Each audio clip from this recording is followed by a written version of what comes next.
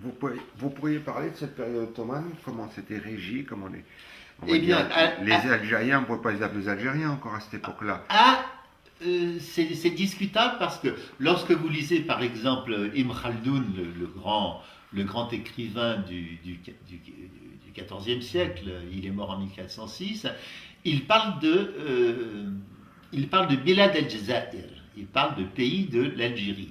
Bon, alors est-ce que ça veut dire dans son esprit le pays de Al-Jazair des îles, c'est-à-dire d'Alger? Non, il semble que c'est quand même l'ensemble de l'Algérie.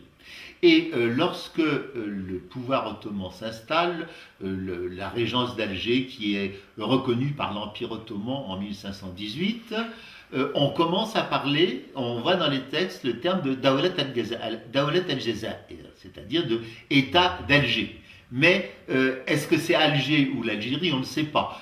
Mais je rappellerai qu'il y a aussi plusieurs hypothèses sur les origines du mot Alger. Pour certains, c'est le terme arabe Al-Jazair, puisqu'il y avait des îlots au large d'Alger, mais les Berbères ont une autre hypothèse. Ils estiment que ça vient de Désiri, qui signifierait, paraît-il, le clair de lune en berbère. Comme je ne connais pas le berbère, je ne peux pas vous le dire, mais je vous donne l'hypothèse. Voilà. Bon.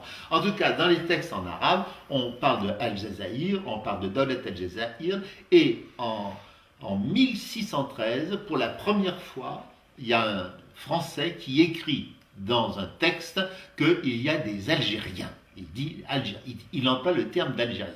Donc il semble que de Alger, on soit passé à Algérie dans l'espace de ce 16e siècle.